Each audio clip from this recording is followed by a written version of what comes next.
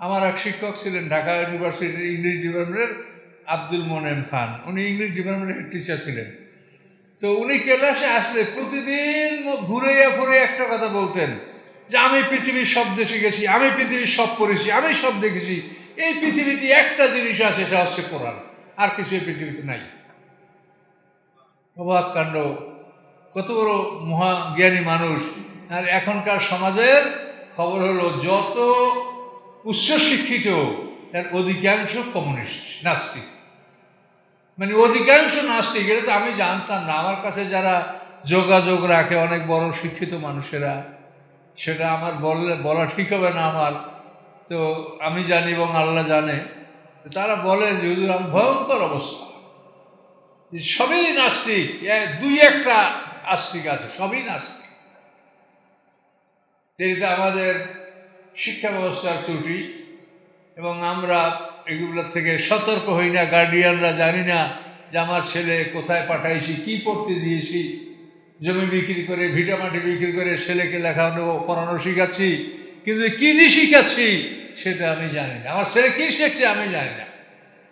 এই জন্য মরার পরে বাবাই ছেলের মুখের দিক তাকাবে না, পালাবে, আর ছেলে বাবাকে দেখে পালাবে। ইয়াওমা ইয়াফিরুল মাররু মিন আখিহি ওয়া উম্মিহি ওয়া আবিহি ওয়া সাহিবাতিহি ওয়া বানি, কোরআনের আয়াত। পালাবে কেন? দেখেই চিন্তা করবে যে এখনো আমার বিরুদ্ধে অভিযোগ করবে।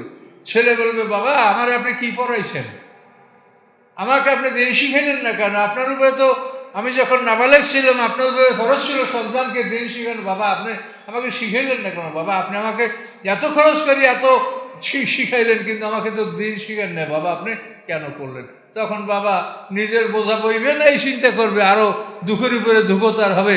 এই জন্য বাবা সেদিন ছেলের মুখের দিকে তাকাবে না।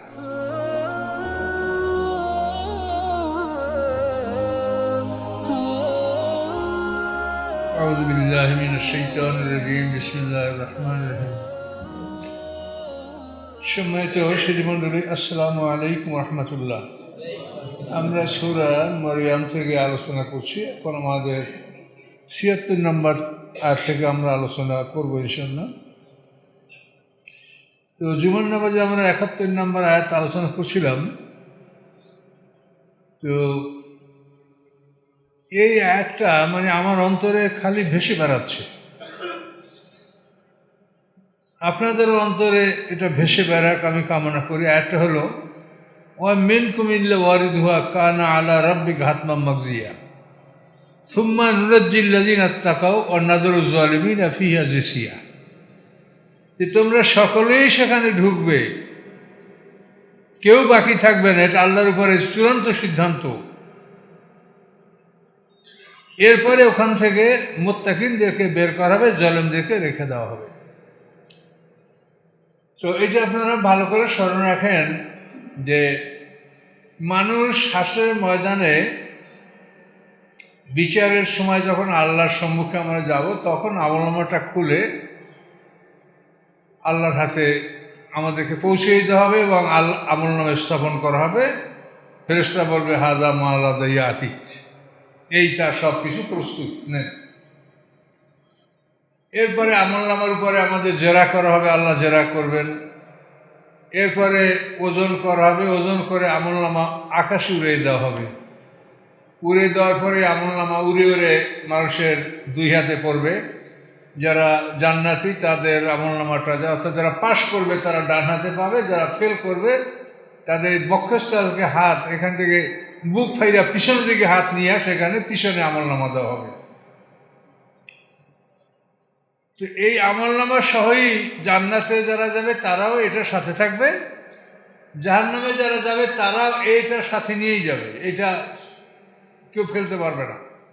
ওইটা আল্লাহ রেজাল্ট দেওয়া যে এই বান্দাকে, এই জান্নাতি বান্দা সে এই এই নিয়ামত পাবে, যে দোজকে গেছে সে এই এই শাস্তি পাবে। এটা সব আল্লাহর পক্ষ থেকে, সব আল্লাহর পক্ষ থেকে এটা চূড়ান্ত করা। এখানে আল্লাহ ছাড়া এখানে আর কেউ হাত দিবে না। তো শেষ পর্বে সমস্ত মানুষগুলি দোজকে ঢুকানো হবে, আমরা সবাই ঢুকবো। তো ঢোকার পরে মানে যে বাহির হওয়ার রাস্তা, সেই রাস্তায় ফেরেশতারাও থাকবে, আল্লাহও থাকবেন, এবং প্রত্যেকটা মানুষের যে গলে আমল নামা থাকবে, এটা দেখেই বোঝা যাবে যে এই বাইরে হতে পারবে কি পারবে না, কোথায় ঠিকানা, এটা আমল নামা দেখলেই বোঝা যাবে। এটা সব গড়ায় যে আপনার বাতাকা কার্ড আমল নামা, এটা দেখেই সব কিছু বোঝা যাবে। এটা দেখে দেখে কাউকে আটকাবে, কাউকে ছাড়বে। তো বিষয়টা কতই মর্মান্তিক যে আমার গ্রামের লোকজন, আমার বাড়ির পাশের মানুষ বা আমারই ভাই, সে বেরোয় গেল, আমি বেরোতে পারলাম না। চোখে দেখতে পাবো যে আমার ওই সাথী ওই বাইর হয়ে গেল, আমার ভাইকে জুটলো না, কিরকম লাগবে মনের অবস্থাটা। মানে এটা মানে আমার মাথার মধ্যে খালি ঘুরছে, এই দৃশ্যটা কেমন লাগবে তখন। এই দুনিয়ার একটা জেলখানাও যদি হয়, আর সেখানে আপনারা 10-20 জন আত্মীয় স্বজন ঢুকলেন, এরপরে কিছু বের হয়ে গেল আর কিছু সেখানে থেকে গেল, কেমন লাগবে। এই ভয়ঙ্কর অবস্থাগুলির থেকে আমরা দুনিয়াতে সাবধান হই। সব কিছুর ফয়সালা এখানে করা সম্ভব, কিন্তু এখান থেকে চলে গেলে আর কিছুই সম্ভব না। আল্লাহর কাছে এখন ক্ষমা চাইতে পারেন, মানে সব কিছুই আপনি করতে পারেন, ক্ষতিপূরণ করতে পারেন, ক্ষমা চাইতে পারেন, সব কিছু করতে পারেন, কিন্তু এখান থেকে বেরিয়ে গেলে আর কিছু করা যাবে না। ইন্না রাব্বাকা লাবিল মিরসাদ, আল্লাহ ঘাটিতে বসা থাকবেন। ঘাটিতে অবজারভেটরি, মানে যেখানে বসলে দেখা যাবে যে কোন লোকটা কোন দিক যাবে, কার কোন দিক যাওয়ার অধিকার, ওখানে বসে আল্লাহ তাআলা ডিটেক্ট করে চিহ্নিত করবেন, এবং এইভাবে মানুষগুলিকে ওখানে যারা আটকাবার তারা আটকে যাবে, আর যারা বের হবার তারা বের হবে। খুবই মর্মান্তিক।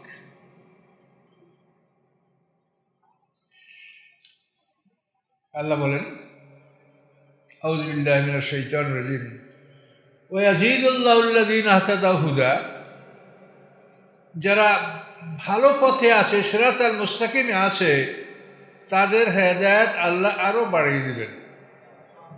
হেদায়েতের পথে যারা থাকে তাদের হেদায়েত আল্লাহ আরো বাড়িয়ে দেন।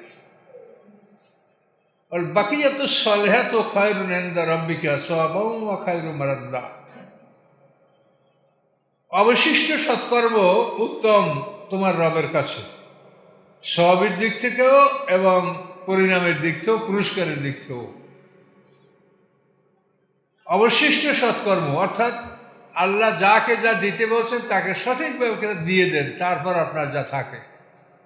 পিতা মারা গেছে, ভাই পাবে, বোনে পাবে, কে কে পাবে, ফুফুরা পাবে না কারা, কে কে পাবে, সবাই পাওনা দিয়ে দেন। আপনার মাল আছে, জাকাত, কি কি জাকাত বের হচ্ছে, পাওনাদারকে পাওনা দিয়ে দেন।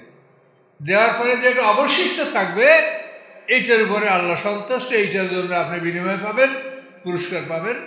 কাজে এই অবশিষ্ট সৎকর্ম এটাই আপনার জন্য যথেষ্ট, কিন্তু আপনার জন্য অন্যের অংশ নিজের মধ্যে মিলিয়ে রাখেন না, তাহলে সব কিছুই পলুটেড, নাপাক হয়ে যাবে সব। কাজে এই জন্য লেনদেন, আমি মানে দেশের বিভিন্ন মানুষের সাথে যোগাযোগ যা হয়, তো অধিকাংশ ক্ষেত্রেই দেখা যায় যে বড় বড় সম্পদের মালিক যারা, তারা এমন দেখা যায় যে বাবার কোটি কোটি টাকার সম্পদ ছিল, বাবা মারা গেছে, বড় ভাই বড় ছিল, ছোট ভাইরা ছোট ছিল, কলে কৌশলে বুদ্ধি করে সব বড় ভাই নিয়ে গেছে। আমার কাছেই 2-1 দিন আগে একটা লোক আসছিল, সে বলছে আমার আব্বার 2টা পিস্তল ছিল, কারণ 2টাই আমার বড় ভাই নিয়ে গেছে, জমি জমাগুলি ম্যাক্সিমাম সব নিয়ে গেছে।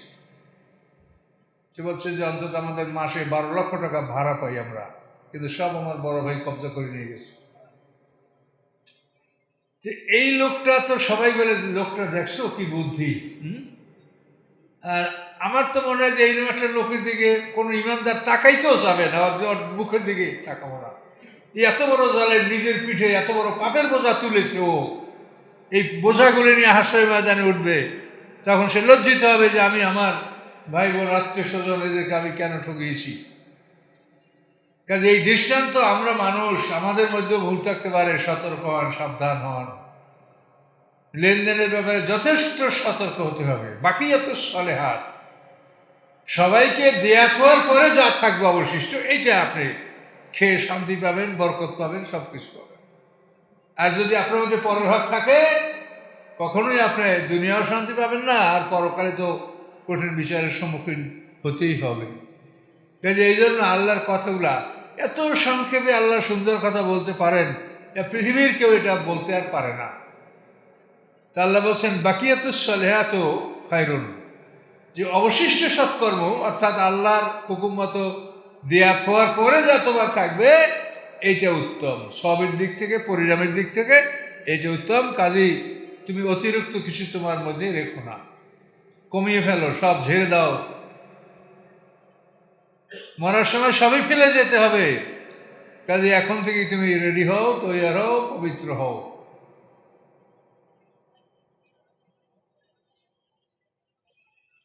আফারাইতাল্লাযী কাফারা বিআয়াতিনা ওয়া ক্বালা লাউতিয়ান্না মালাম ওয়া ওয়ালাদা। আল্লাহ বলেন, হে রাসূল, আপনি কি ওই ব্যক্তিকে দেখেছেন যে আমার আয়াতগুলিকে অস্বীকার করেছে এবং সে বলে যে মরার পরে আমাকে আমার মার আওলাদ সব ফিরিয়ে দেওয়া হবে। এই যে মার আওলাদ, এটা মরার পরে আমি পাবো। এই ব্যক্তি হলো আজ ইবনে ওয়াইল। এই যে আমর ইবনে লাজার নাম শোনেন ইতিহাসে, দুমাতুল জান্দালের সালিসিতে বিশ্বাসঘাতক সাহাবী, কিন্তু সিনিয়র সাহাবী, কিন্তু তার ইতিহাস শুনলে শিহরিয়ে উঠবে যে কি করে মানুষ এই ধরনের অন্যায়ের আশ্রয় নেয়। এই যে আজ ইবনে ওয়াইল, এর সন্তান আমর ইবনে লাজ, মানে এদের ব্রাডটাই এমন ছিল। এই আজ ইবনে ওয়াইল আল্লাহ রসুলের হিজরতের ৮ম বছরে ইব্রাহিম নামক একটা ছেলে, আল্লাহ রসুলের সর্বশেষ সন্তান ইব্রাহিম জন্মগ্রহণ করেছিলেন। এর মা হলো মারিয়া কিপ্তিয়া, দাসীর পেটে এই ছেলে জন্মগ্রহণ করেছিল। তো এই ইব্রাহিম যখন মারা যায়, তখন এই আজ ইবনে ওয়াইল রাস্তায় রাস্তায় চিৎকার করে করে বলে বাত্তারা মোহাম্মদ, বাত্তারা মোহাম্মদ। বাত্তারা মানে নির্বংশ, অর্থাৎ যার বংশী কেউ নাই। মোহাম্মদ সাল্লাল্লাহু আলাইহি ওয়াসাল্লামের প্রথম শ্রেণী আবুল কাসেম মারা গেল, তারপরে আবদুল্লাহ হলো, সেও মারা গেল। এরপরে 3 মেয়ে, জয়নব, রুকাইয়া, উম্মে কুলসুম আর ফাতেমা, 4 মেয়ে। এই 4 মেয়ে বেঁচে ছিলেন, কিন্তু এর মধ্যে একমাত্র ফাতেমা আল্লাহ রসুলের ইন্তেকালের পরে 6 মাস বেঁচে ছিলেন। আর 3 কন্যা আল্লাহ রসুলের সামনেই সবাই মারা গেছেন। তো 8ম হিজরিতে তার একটা ছেলে, সেটাও মারা গেল। এখনও চিৎকার করে বলে বাত্তারা মোহাম্মদ, বাত্তারা মোহাম্মদ, যে মোহাম্মদের বংশ নাই, নির্বংশ হয়ে গেল।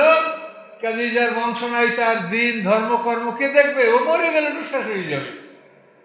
কাজে তোমরা চিন্তা করো না, ও মরবে তো শেষ হয়ে যাবে। নাউযুবিল্লাহ মিন যালিক। এভাবে সে উল্লাস করতেছিল। তখন আল্লাহ বললেন ইন্না শানিয়াকা হুয়াল আবতার, যে আপনার দুশমন নির্বংশ হবে।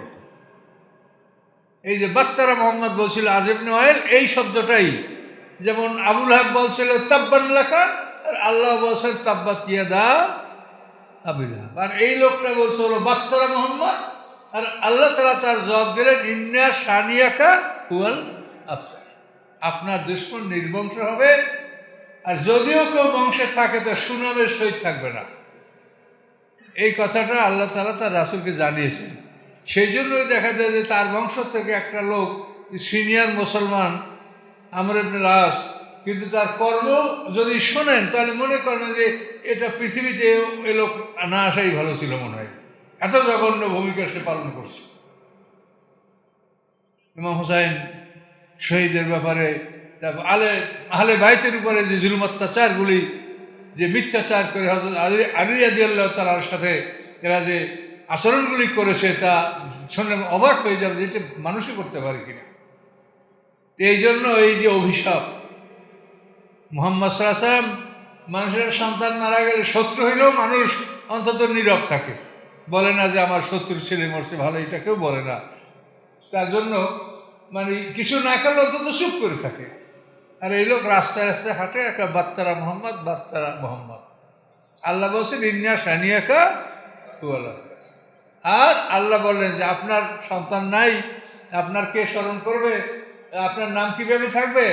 আল্লাহ বললেন ওয়া রাফা'না লাকা যিকরাক, যে আপনার নামকে আমি সমুন্নত করে দিলাম। আমার নামের সাথে আপনার নাম পৃথিবীর লক্ষ লক্ষ মসজিদের মিনার থেকে একসঙ্গে গর্জে উঠবে আশহাদু আন্না মুহাম্মাদার রাসূলুল্লাহ।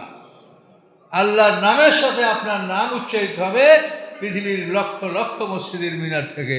কাজে আপনাকে আমি সমুন্নত করলাম। কাজে ইজ্জতের জন্য যে ছেলে লাগবে আর মেয়ে লাগবে এই চিন্তা করা ঠিক না।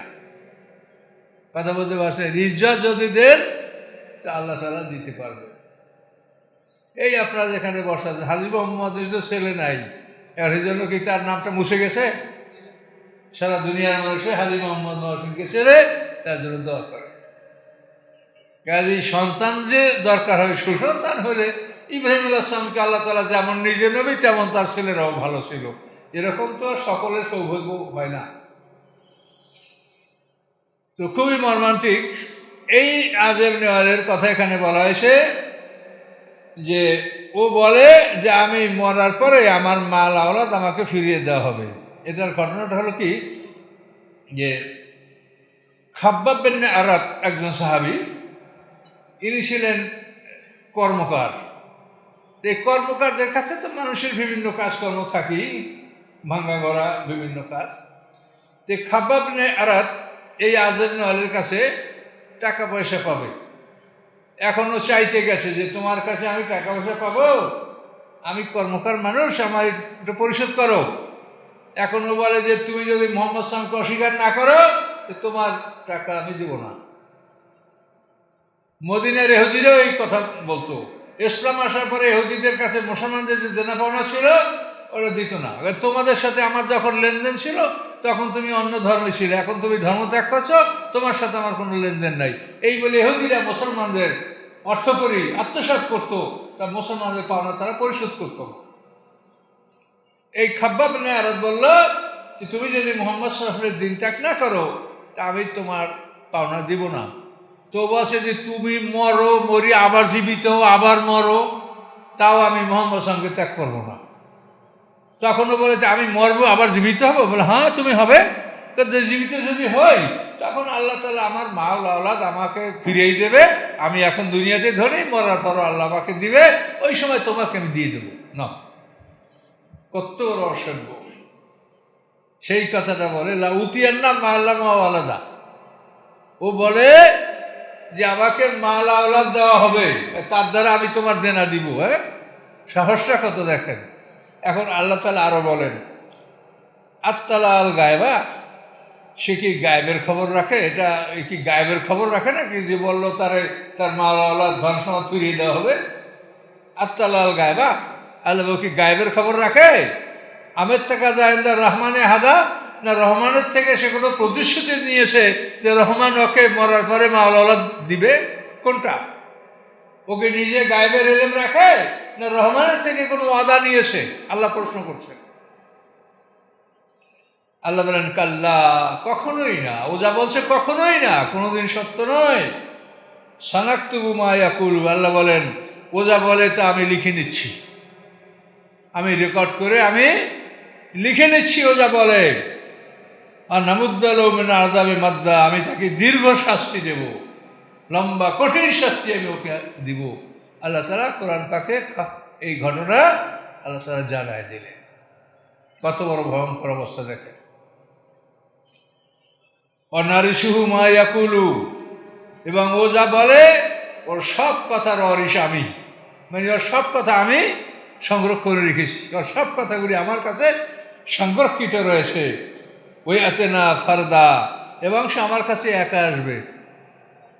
সে সময় কোনো দলবল পার্টি সহযোগী কেউ থাকবে, আমরা সবাই একাই আল্লাহর কাছে হাজির হতে হবে।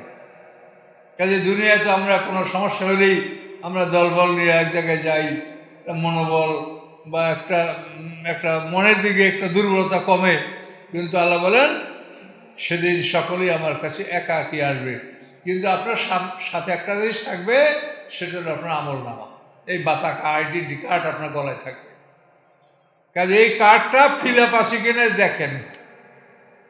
এটা ফিল আপ করতে হবে কি দিয়া? কোরআনে যা আছে এটা দিয়ে এটা ফিল আপ করতে। কথা বলতে পারছেন? আপনারা যদি ফর্ম দেয় যে ফিল আপ করেন, তো ফিল আপ করবেন কি দিয়ে? আপনাকে ইনস্ট্রাকশন দেওয়া হবে না যে এর দিয়ে ফিল আপ করো। একটা খাতা দেওয়া হয়েছে, এটা এই খাতাটা লেখো, কি দিয়ে লেখবা? এটা প্রশ্ন তো থাকবে না। তা আপনার গলায় যে কার্ড, এটা ফিল আপ করবেন কি দিয়া? কোরআন দিয়ে। আজকে সন্ধ্যার পর আমার এক সৌত আমার কাছে অভিযোগ করে, চাকরি করে আর কি, বাহিনীতে আর কি। তো বলে যে এক হুজুরে খালি হাদিস ওয়াজ করে। তা আমি বললাম যে হুজুর, আপনি একটু কোরআন দিয়া একটু কয়েন, কোরআন থেকে কিছু বলেন। বলে কোরআন থেকে বললে ভয় লাগে, কোরআন গবেষণা করে আনলো গোমরা হয়ে যায়। কথা বলছেন? সে বক্তা সাহেব ইউটিউবে তার কথা যে শুনছে, সে বলছে যদি একটু কোরআন থেকে বলেন, তাহলে কোরআন নিয়ে গবেষণা করলে আনলে গোমরা হয়ে যায়। তাহলে এখন দেখেন যে মানুষের কি অবস্থা। আমরা আলেম সমাজ, আমাদের অবস্থাটা কোথায় চলে গেছে দেখেন। মানুষ পড়া শুরু করে হাদিস থেকে, কোরআনের কাছে আসে না, যার জন্য এত মতভেদ এবং কোনো জ্ঞানই আসবে না। আপনি কোরআন ছাড়া কোনো জ্ঞানই পাবেন না। এটি জ্ঞানের সমুদ্র, এখানেই সব জ্ঞান, পৃথিবীতে আর কিছু নাই। আমার এক শিক্ষক ছিলেন ঢাকা ইউনিভার্সিটির ইংলিশ ডিপার্টমেন্টের, আব্দুল মোনেম খান। উনি ইংলিশ ডিপার্টমেন্টের টিচার ছিলেন। তো উনি ক্লাসে আসলে প্রতিদিন ঘুরেইয়া ফুরে একটা কথা বলতেন যে আমি পৃথিবীর সব দেশে গেছি, আমি পৃথিবীর সব পড়েছি, আমি সব দেখেছি। এই পৃথিবীতে একটা জিনিস আছে, সেটা হচ্ছে কোরআন, আর কিছু এই পৃথিবীতে নাই। অবাক কাণ্ড, কত বড় মহাজ্ঞানী মানুষ। আর এখনকার সমাজের খবর হলো যত উচ্চশিক্ষিত এর অধিকাংশ কমিউনিস্ট, নাস্তিক। মানে অধিকাংশ নাস্তিক। এটা তো আমি জানতাম না। আমার কাছে যারা যোগাযোগ রাখে অনেক বড় শিক্ষিত মানুষেরা, সেটা আমার বলা ঠিক হবে না আমার, তো আমি জানি এবং আল্লাহ জানে। তারা বলেন যে হুজুর, ভয়ঙ্কর অবস্থা, যে সবই নাস্তিক, দুই একটা আস্তিক আছে, সবই নাস্তিক। এটা আমাদের শিক্ষা ব্যবস্থার ত্রুটি এবং আমরা এগুলোর থেকে সতর্ক হই না। গার্ডিয়ানরা জানি না যে আমার ছেলে কোথায় পাঠাইছি, কি পড়তে দিয়েছি। জমি বিক্রি করে, ভিটামাটি বিক্রি করে ছেলেকে লেখানো পড়ানো শিখাচ্ছি, কিন্তু কি যে শিখাচ্ছি সেটা আমি জানি না। আমার ছেলে কি শিখছে আমি জানি না। এই জন্য মরার পরে বাবাই ছেলের মুখের দিক তাকাবে না, পালাবে, আর ছেলে বাবাকে দেখে পালাবে। ইয়াওমা ইয়াফিরুল মাররু মিন আখিহি ওয়া উম্মিহি ওয়া আবিহি ওয়া সাহিবাতিহি ওয়া বানি। কোরআনের আয়াত। পালাবে কেন? দেখেই চিন্তা করবে যে এখনো আমার বিরুদ্ধে অভিযোগ করবে। ছেলে বলবে, বাবা আমার আপনি কি পড়াইছেন, আমাকে আপনি দিন শিখাইলেন না কেন? আপনার উপরে তো আমি যখন নাবালেগ ছিলাম, আপনার উপরে খরচ ছিল সন্তানকে দিন শিখান। বাবা আপনি আমাকে শিখাইলেন না কেন? বাবা আপনি আমাকে এত খরচ করি এত শিখাইলেন, কিন্তু আমাকে তো দিন শিখান না। বাবা আপনি কেন করলেন? তখন বাবা নিজের বোঝা বইবে না, এই চিন্তা করবে, আরো দুঃখের উপরে দুঃখতার হবে। এই জন্য বাবা সেদিন ছেলের মুখের দিকে তাকাবে না। কাজে বিষয়গুলো বোঝেন। আমরা কিন্তু সব কথা আপনাদের কোরআন থেকেই বলছি। কাজে এই কোনো কথার মধ্যে কোনো দুর্বলতা নেই। কাজে আমরা এই রোগগুলি যেন আমাদের না থাকে। কথা বোঝেন? কথা হলো অল্প কথা। রোগ নিয়ে যাবেন না, রোগ নিয়ে ওখানে যাবেন না, রোগ নিয়ে কবরে ঢুকবেন না। এখানেই চিকিৎসা করে ভালো হয়ে যান। এগুলা রোগ। তো আল্লাহ বলেন, ওয়াত্তাখাযু মিন দুনিল্লাহি আলিহা লিয়াকুনু লাহুম ইজ্জা। ওরা আল্লাহকে বাদ দিয়া অন্য মাবুদ দেবদেবীকে ওরা পূজা করে যে ওদের সম্মান বাড়বে। তার এখন বড় বড় নেতারা করছে, এখন আমরা যদি না করি তাহলে এটা কেমন হয়? কাজে এটা সম্মানের ব্যাপার, একটা মর্যাদার ব্যাপার। হ্যাঁ, সবাই গেল আমি গেলাম না, তো এটা কেমন হলো? তো আল্লাহ বলেন যে আল্লাহ ছাড়া অন্য দেবদেবী ঘোষণা করে ওদের ইজ্জত বাড়াবার জন্য। আল্লাহ বলেন কাল্লা, কখনোই না, এতে ইজ্জত হবে না। সায়াকফুরুনা বিইবাদাতিহিম, তোমরা যে দেবদেবীর ইবাদত করো তোমাদের ইবাদত তারা অস্বীকার করবে। হাসরের ময়দানে যখন তাদেরকে তোলা হবে, সামনাসামনি করা হবে, তখন এই তোমাদের দেবদেবীরা তোমাদের ইবাদত অস্বীকার করবে। ওয়ায়াকুনু আলাইহিম জিদ্দা, এবং তারা তোমাদের উল্টো হয়ে যাবে, তোমাদের পক্ষে থাকবে না, তোমাদের বিপরীত থাকবে এবং বলবে যে তোমাদেরকে ইবাদত বলিও নাই, তোমাদের ইবাদত আমরা শুনিও নাই, তোমরা এটা কেন করছো? কথা বলতে পারছেন? ঈসা আলাইহিস সালামকে আল্লাহর পুত্র মনে করা হচ্ছে। ঈসা আলাইহিস সালাম বলবে যে তোমরা আমার শত্রু, তোমরা আল্লাহর সাথে শিরক করেছো, তোমরা আমার সাথে কথা বলো না। তাদেরকে ঈসা আলাইহিস সালাম সমর্থন করবেন না। ঈসা আলাইহিস সালাম তাদের শত্রুতে পরিণত হবেন। আল্লাহ বলেন যে এখন তোমরা যাদের ইবাদত করো তারা তোমাদের বিপরীত হবে, উল্টো হবে, শত্রু হবে। আলম তারা আন্না আরসালনা শায়াতিন আলা কাফিরিনা তাউযুম আযা। হে রাসূল, আপনি কি দেখেন না যে আমি শয়তানদেরকে পাঠাই কাফেরদের উপরে, এই শয়তানরা কাফেরদেরকে উত্তেজিত করে, তারা অন্যায়ের কাজের জন্য তাকে প্রলুব্ধ করে, ইনস্টিগেট করে, উত্তেজিত করে।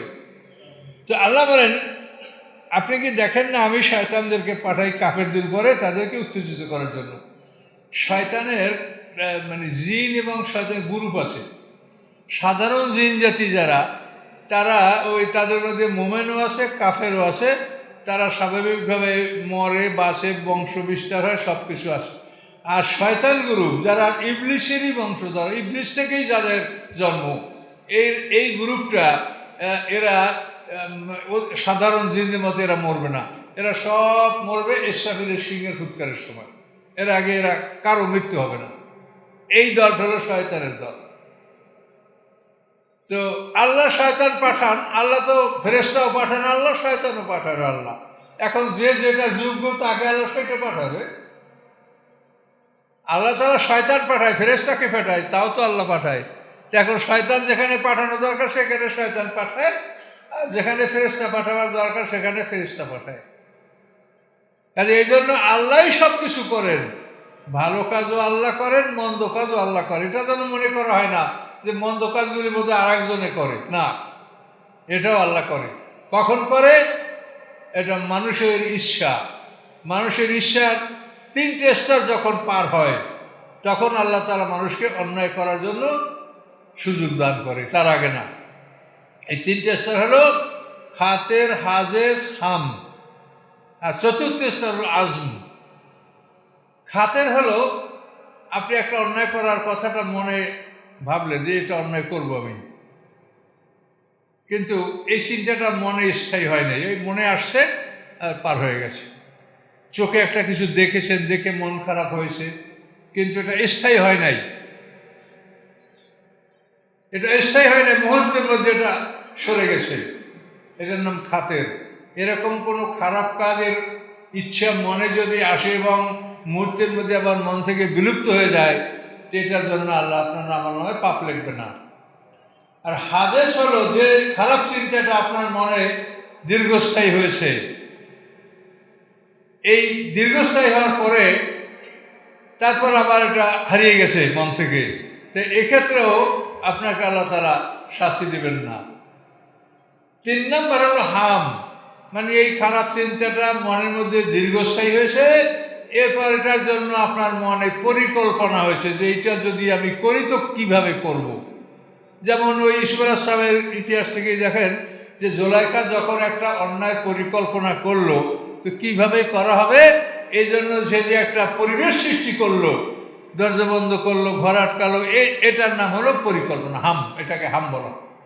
খাতের, হাজের, হাম। তার মনে দুশ্চিন্তাটা আসছে, তারপরে দুশ্চিন্তা তার দীর্ঘস্থায়ী হয়েছে, তারপর এইটা বাস্তবায়িত করার জন্য সে পরিকল্পনা করল, এটার নাম কি? হাম। খাতের, হাজের, হাম। এই জন্য কোরআন পাকে আল্লাহ বলেছেন ওয়ালাকাদ হাম্মাত বিহি ওয়া হাম্মা বিহা। এই যে হাম কোরআনে বলা হয়েছে যে জুলাইখা তার অন্যায় কাজ এটাকে চরিতার্থ করার জন্য সে পরিকল্পনা গ্রহণ করেছিল। আর ইউসুফ আলাইহিস সালাম পরিকল্পনা গ্রহণ করতে পারে নাই কেন? লাউলা রা বুরহান রাব্বি, সে রবের নিদর্শন যদি দেখতে না পাইতো তাহলে তার মধ্যেও পরিকল্পনাটা বাস্তবায়িত করার জন্য চিন্তাটা আসতো, কিন্তু সে রবের নিদর্শন দেখতে পেয়েছে। ওই রুমের মধ্যে সে ইয়াকুব আলাইহিস সালাম তার পিতার ছবি দেখতে পেয়েছে, এরকম মুখে আঙ্গুল কামড় দিয়েছে যে বাবা কি করছো তুমি নবী। হ্যাঁ, আবার আল্লাহর পক্ষ থেকে তাদের মাঝখানে একটা হাত, কিছু নাই, খালি একটা হাত, এই হাতের মধ্যে লেখা ওয়ালা তাকরাবুজ জিনা। এ লেখা হাত ভেসে উঠছে, লেখাটা হঠাৎ করে দুজনের মধ্যে ভেসে উঠছে, ওয়ালা তাকরাবুজ জিনা, জেনার ধারে কাছেও যেও না। এগুলো হচ্ছে বুরহানা রব্বি। তো আল্লাহ বলে যে এই আলামতগুলি যদি ইউসুফ আলাইহিস জন্য প্রকাশ না হতো, তো ইউসুফ আলাইহিস অন্যায় চরিতার্থ করার জন্য পরিকল্পনা করত। আর দুজনেই যদি পরিকল্পনা করত তাহলে তো অন্যায়টা সংগঠিতই হয়ে যেত। এই জন্য খাতের হাজেস হাম পরিকল্পনা করা পর্যন্ত আল্লাহ তাআলা মানুষকে এই কাজের সুযোগও দেয় না এবং পাপও লেখে না। এই হামের পরে চতুর্থ আজম, মানে আমার যা বুদ্ধিগুলো সব কিছু করা করে আমি এখন এটা করতে যাচ্ছি, এই চতুর্থ পর্যায়ে গেলে তখন আল্লাহ তাআলা অন্যায় কাজ করার ক্ষমতা দান করে। কিন্তু কখনোই যেন মনে করেন না যে অন্যায় কাজ করার ক্ষমতা যদি শয়তানের দিল, শয়তানের কিছু করার নেই। ভালোটাও আল্লাহ করেন, মন্দ আল্লাহ করেন, এটা করেন আমাদের চাহিদার উপরে। তাহলে অন্যায় কাজের চারটে স্তর: খাতের হাজেস হাম, আজম, আইন জার মিম আজম। এই চতুর্থ স্তরে আসলে আপনাকে আল্লাহ তাআলা অন্যায় করার মতো সুযোগ করে দিতে পারে এবং সেই সময় এটা করার জন্য যে যা দরকার এটাও আল্লাহর পক্ষ থেকে আসে। আর নেকামলের ব্যাপারে যখন আপনি নিয়াত করেন যে তাফসিরে যাব, এই নিয়াত করার সাথে সাথে তাফসিরে যাওয়ার এক গুণ সব আল্লাহর হুকুমে আল্লাহ ফেরেশতারা লিখে দিবে। এরপর যদি তাফসিরে হাজির হন তাহলে আপনি 10 গুণ থেকে 700 গুণ সব পাবেন। এখানে আল্লাহ তাআলা ওই রকম স্তর রাখেন নাই, এখানে নিয়তের সাথে সাথে দিয়ে দিচ্ছে আল্লাহ। ইন্নামাল আমালু বিন্নিয়াত, নিয়তের সাথে সাথে আপনি অন্তত 1 গুণ ফল আপনি সাথে সাথে পেয়ে যাচ্ছেন। তাহলে ভালো মন্দ সবই কিন্তু আল্লাহ করে। পৃথিবীতে এমন জাতি আছে যারা মনে করে যে আল্লাহ হলো 2 জন, একজন হচ্ছে ইয়াজদান আর একজন আহরেমান। যে ভালো সে হলো ইয়াজদান আর যে খারাপ করে সে হলো আহরেমান। আল্লাহ 2 জন, নাউজুবিল্লাহ। এ ধরনের মতবাদ পৃথিবীতে আছে। আল্লাহ বলেন ফালা তাআজাল আলাইহিম ইন্নামা নাউদ্দু লাহুম আদ্দা। হে রাসূল, আপনি ব্যস্ত হবেন না, তাদের ব্যাপারে আপনি ব্যস্ত হবেন না। আমি শুধু গণনা করছি যে কয়দিন বাকি আছে। তাদের জন্য যে আমি সময়টা নির্ধারিত করেছি, আমার আরশে লেখা আছে, ওটা আমি পরিবর্তন করতে চাই না।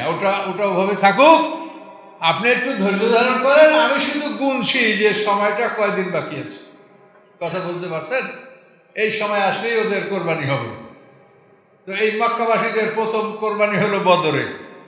এরপর হতে হতে মক্কা বিজয় পর্যন্ত তাদের সম্পূর্ণ শক্তিটা ধূলিসাৎ হয়ে গেল এবং আল্লাহ কোরআন নাযিল করলেন। কোরআনে আল্লাহ কি বললেন? আল-ইয়াউমা ইয়াইসাল্লাযিনা কাফারু মিন দীনিকুম, যে কাফেররা আজ তোমাদের দিন থেকে নিরাশ হয়ে গেল, আর ওরা পারবে না যে ইসলাম থেকে মানুষকে ফিরাবে। এই জন্য ধন সম্পদ মান ইজ্জত সবই শেষ করছে, পারে না, এই কাজে এখন আর পারবে না, ওরা নিরাশ হয়ে গেল। তো আল্লাহ বলেন যে আপনি ব্যস্ত হবেন না, আপনি ধৈর্য ধারণ করেন। আমি গুনে যাচ্ছি যে ওদের সময় আছে কয়দিন। এই জন্য আল্লাহ তাআলা এটা অপেক্ষা করছেন। পৃথিবীর যে জাতিগুলি এখনো শাস্তি ভোগ করেন নাই, তাদের শাস্তির সময় হয় নাই বলেই শাস্তি ভোগ করে নাই। কিন্তু কিয়ামতের আগে প্রত্যেকটা জাতি শাস্তি ভোগ করবে, এটা আল্লাহ কোরআনে ওয়াদা করেছেন। ওয়ামিন কারিয়াতিন ইল্লা মুহলিকা ক্বাবলা ইয়াউমিল কিয়ামাতি আও মুআযযিবু আযাবান শাদীদা। কিয়ামতের আগে আল্লাহ সমূলে ধ্বংস করবেন অথবা কঠিন শাস্তি দিবেন, এটা না দিয়া কোনো জাতিকে আল্লাহ ছাড়বেন না, এটা আল্লাহ বলেছেন। কাজে এখনো পৃথিবীর অনেক জাতি আছে, আমরা দেখছি যে তাদের উপর এরকম কোনো মানে একটা দুর্যোগ, যে বড় রকম একটা ক্যাটাস্ট্রফি, এটা তাদের উপরে আসে নাই, কিন্তু আসবে। এটা কখন যে আসবে কেউ চিন্তাও করতে পারবে না, এটা আসবেই, আল্লাহ কোরআনে ওয়াদা করেছেন। ইয়াউমা নাহশুরুল মুত্তাকিনা রহমানে ওয়াফদা, আল্লাহ বলেন সেদিন মুত্তাকিনদেরকে আমি হাসর ময়দানে একত্রিত করব মেহমান হিসাবে। মেহমানরা আসে, তাদের জন্য কত আয়োজন, কত কিছু ব্যবস্থাপনা। তা আল্লাহ বলেন মুত্তাকিনরা আমার কাছে আসবে, যেরকম একটা ডেপুটেশন আসে বিদেশ থেকে, তাদেরকে সম্মান করা হয়, এরকম মেহমান বেশে তারা হাসর ময়দানে আসবে। আল্লাহ যেন আমাদেরকে নসিব করেন, বলুন আল্লাহুম্মা আমিন। ও নাসুকুল মুজরিমিনা ইলা জাহান্নামা বিরদা, আর আমি হাঁকাই নিয়ে যাব অপরাধীকে জাহান্নামের দিকে এমন অবস্থায় যে তারা তৃষ্ণার্ত, থার্স্টি, পিপাসায় কাতর, বুক ফেড়ে যায় পিপাসায়। এই পিপাসা অবস্থায়, তৃষ্ণার্ত অবস্থায় আল্লাহ বলেন ওদেরকে আমি জাহান্নামের দিকে হাঁকাইয়ে নিয়ে যাব। আর মোমেনরা মেহমানের বেশে, দূতের বেশে হাসে ময়দানে উঠবে। আর ওরা তৃষ্ণার্ত অবস্থায়, পিপাসায় কলিজা ফেটে যাবে। খাইতে দেবে গরম পানি, যে তামা গলালে যে পরিমাণ উত্তপ্ত হয় ওই পরিমাণ। কাল মহলে, কোরআনের শব্দ মহল, মহল শব্দ অত গলিত তামা। তামা গলাতে যে পরিমাণ হিট লাগে ওই পরিমাণ উত্তপ্ত পানি তাদেরকে পান করা হবে।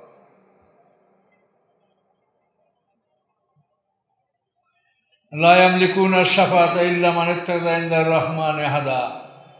কেউ শাফাতের মালিক হবে না ওই সমস্ত লোক ছাড়া যারা রহমানের পক্ষ থেকে প্রতিশ্রুতি গ্রহণ করেছে। রহমানের পক্ষ থেকে প্রতিশ্রুতি যারা গ্রহণ করেছেন তারা ছাড়া কেউ শাফাতের অধিকারী হবে না। যে শাফাতের প্রতিশ্রুতি সম্পর্কে আমরা যেটা জানছি সেটা আমাদের নবী মুহাম্মদ সাল্লাল্লাহু আলাইহি ওয়াসাল্লাম, তিনি 60টা শাফাতের 4টা শাফাত তিনি একাই করবেন, এর সাথে আর কোনো অংশীদার থাকবে না। আর বাকি 3টা শাফাতে অন্য সবাই শাফাতে অংশগ্রহণ করতে পারবে। অর্থাৎ দোজক থেকে বের করার 3টা শাফাত হবে, 3টে স্তরে দোজক থেকে বের করা হবে।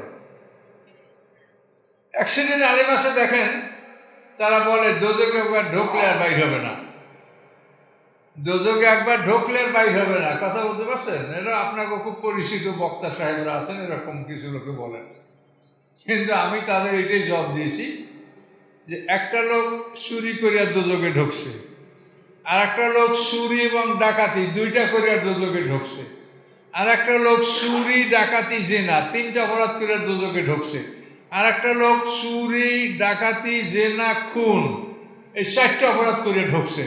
এখন আপনি বলেন যে 4 জনে কি সমান সাজা কাটবে? তাহলে আপনি কেমন করে বলেন দোজকে ঢুকলে আর বাইর হবে না? এরা আবার মানে আন্তর্জাতিক বক্তা, কথা বুঝতে পারছেন? তো এরকম কথা যারা বলে এবার কাণ্ড জ্ঞানের অভাব, কথা বুঝতে পারছেন? মানে ওই আন্তর্জাতিক খ্যাতি সম্পন্ন না আন্তর্জাতিক ক্ষতি সম্পন্ন?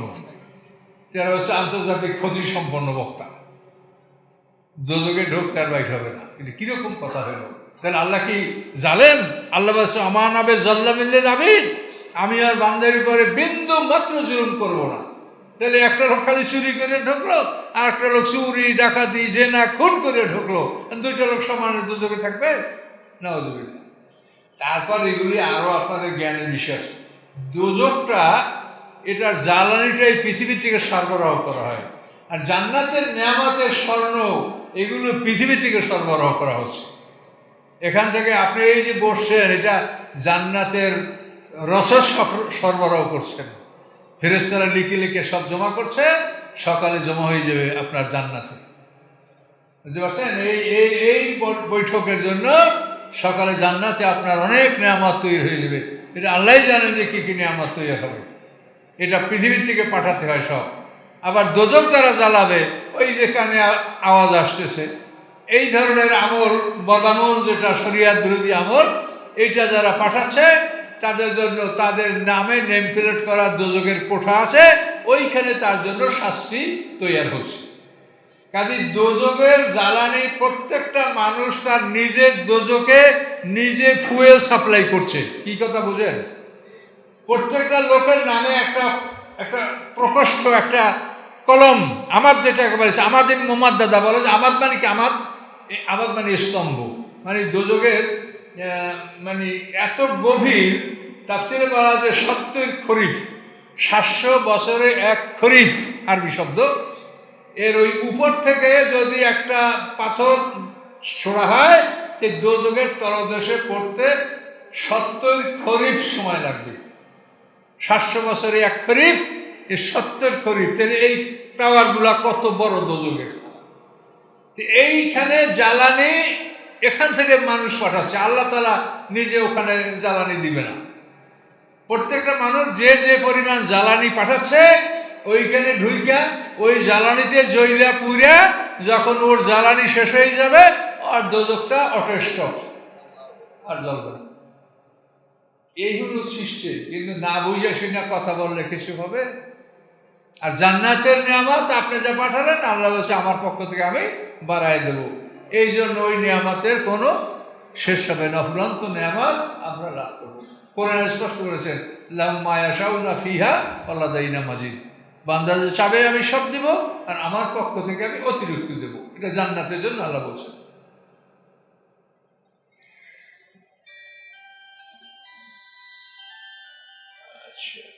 তাহলে সাফাত করতে পারবে।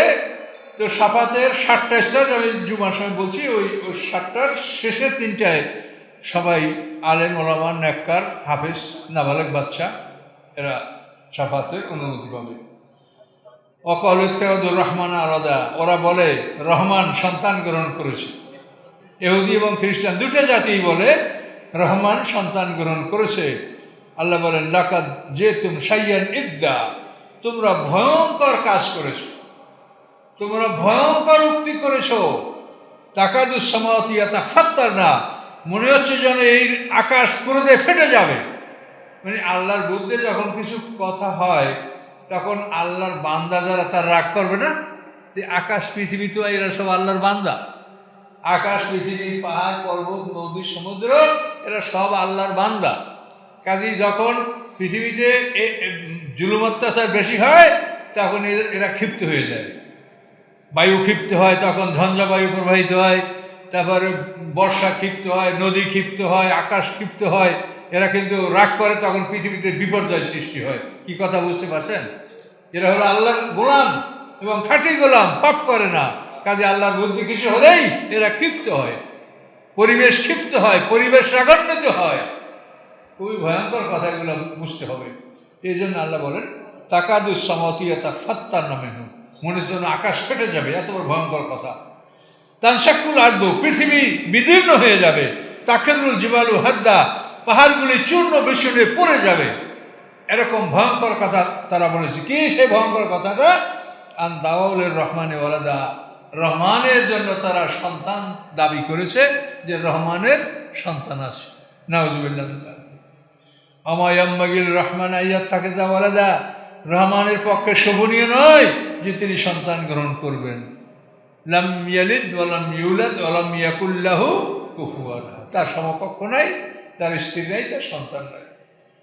ইনকুল্লু মান ফিস সামাওয়াতি ওয়াল আরদি ইল্লা আতার রহমান আবদা, আল্লাহ বলেন আকাশ পৃথিবী এবং তার মাঝখানে যা কেউ আছে সবাই গোলাম হিসেবে আল্লাহর কাছে আসবে, কেউ সন্তান হিসেবে আল্লাহর কাছে হাজির হবে না। গোলাম হিসেবেই সবাই আল্লাহর কাছে উপস্থিত হবে। এই জন্য আপনাদেরকে আমি এইটাই অনুরোধ করছি যে গোলাম হয়েছেন কি না এটা পরীক্ষা করে দেখেন, আর রোগমুক্ত হয়েছেন কি না সেটাও পরীক্ষা করেন, টেস্ট করেন।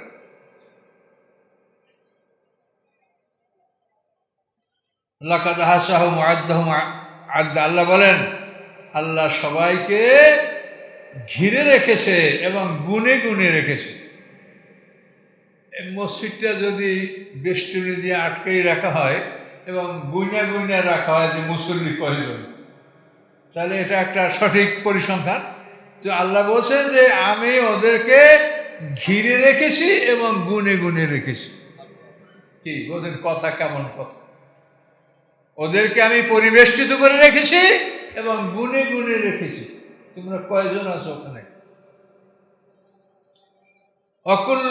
অকুল্লুম আতি মিয়ামাল কিয়ামাতে ফারদা, এবং তারা সবাই কিয়ামত দিন একা একা আমার কাছে আসবে, কেউ কারো সাথী নিয়ে আমার কাছে আসতে পারবে না। অকুল্লুম আতি ইয়ামাল কিয়ামাতে ফারদা, তারা সবাই আমার কাছে একা একা আসবে।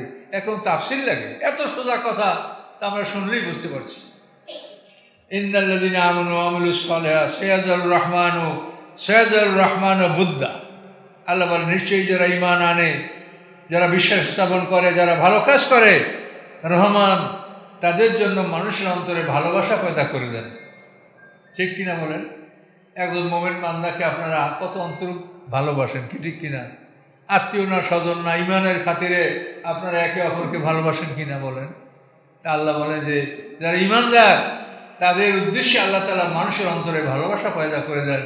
যার ফলে দেখেন আল্লাহ রসুল উহুদের যুদ্ধে কীভাবে সাহাবীরা সুবহানাল্লাহ যখন দেখছে যে কাফেররা একবারে ঘিরে ফেলেছে, তখন কতক সাহাবীরা রাসূলের দিক মুখ ফিরিয়ে পিঠ ফিরিয়ে দিয়েছে কাফেরের দিক, যে তীর তলোয়ার আমাদের পিঠে এসে পড়ুক।